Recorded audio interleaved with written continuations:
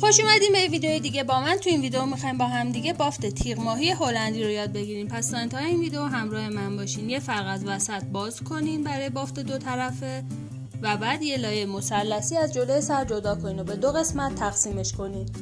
حالا از دسته سمت راستی یه لایه خیلی نازک به این شکل که میبینین جدا کنین و از زیر خودش رد کنین و بدین به دسته کناریش. حالا از دسته سمت چپی یه لایه خیلی نازک جدا کنین و از زیر خودش رد کنین و بدین به دسته سمت راستی. الان دونه اول بافتتون رو زدین. دوباره یه لایه نازک از دسته سمت راستی جدا کنین، بدین به دسته سمت چپی. این بار از کف سر هم یه لایه خیلی نازک بهش مو اضافه کنین. این لایه هایی که میخواین از کف سر اضافه کنین حتما نازک و ظریف باشن، چون که توی شکل بافتتون خیلی تاثیر دارن. هر چقدر لایه هاتون ظریف تر باشه بافتتون قشنگ تره. دوباره یه دسته نازک از دسته سمت چپی جدا کنین و بیارین زیر خودش و یه لایه از کف سر بهش مو اضافه کنین. حالا دسته ها رو توی دستتون مرتب کنین. الگوی بافت همینه. یه لایه نازک از هر دسته باید جدا کنین، از زیر خودش رد کنین و از کف سر بهش مو اضافه کنین.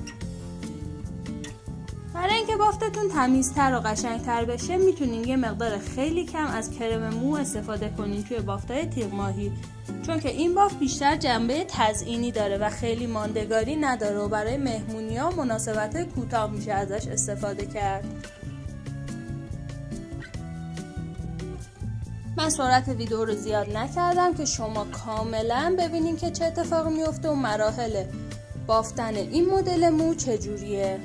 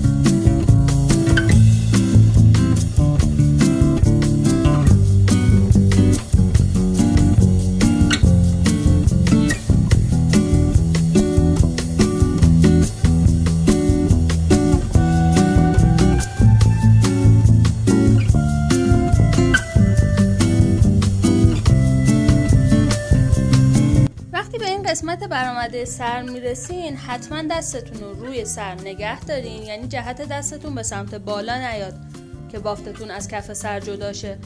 دستتون حتما روی سر چسبیده باشه و لایه ها رو دونه دونه اضافه کنین. چند تا بافت که میزنین کاملا متوجه میشین که دیگه الگوی بافت چجوریه و خود اون لایه هایی که باید جدا کنین مشخص میشن.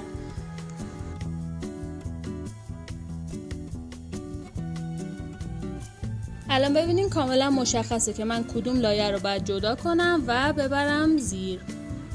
این لایه هایی هم که دارین از سمت گوش جدا میکنین حتما نازک و ظریف باشه که بافتتون شل نشه و از کف سر جدا نشه. اگر تا اینجای ویدیو رو دوست داشتین حتما با لایک و کامنتتون ازش حمایت کنین.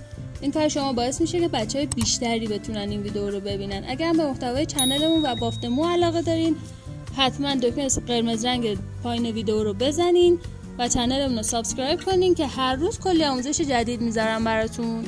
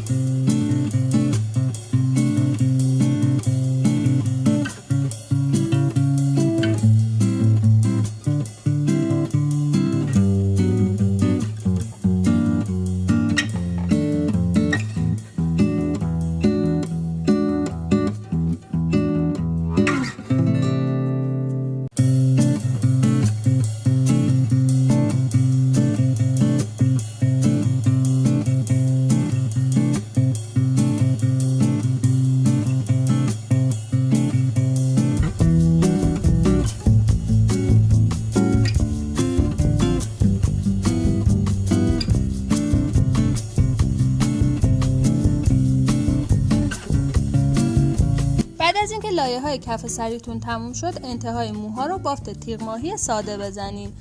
یعنی از کنار هر دسته یه لایه نازک جدا کنین، از زیر خودش رد کنین و بدین به دسته کناری. دقیقاً مثل همون بافت کف سریه، منتها هیچ موی دیگه از کف سر اضافه نمیشه، فقط هر لایه رو از زیر خودش رد میکنیم و میدیم به دسته بعدی. تا هر جا که دوست داشتین بافتتون ادامه داشته باشه ببافیم و بعد شروع کنین دونه دونه لایه ها رو با دستتون بکشین بیرون که حجم دارتر بشه و جذابتر بشه. دقت کنین که لایه به لایه باید این کار رو انجام بدین وگرنه نظم بافتتون به هم میخوره. وقتی این کار رو انجام میدین هم حجم موی مشتریتون چند برابر میشه، هم زیبایی بافتتون چندین برابر میشه.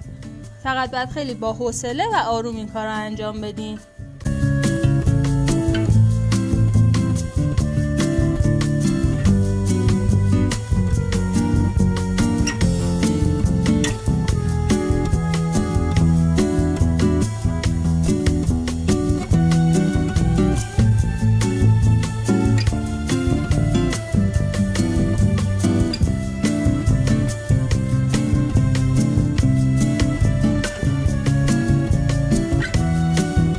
بعد از اینکه حجم دار کردین همه لایه ها رو، انتهای بافتتون رو با کش ببندین. میتونین کشتون رو کاور کنین که کارتون جذاب تر بشه. امیدوارم که از این آموزش خوشتون اومده باشه. خیلی دوستتون دارم. حتما نظرتون رو برام توی کامنت ها بنویسین. توی ویدیوهای بعدی میبینمتون. خداحافظ.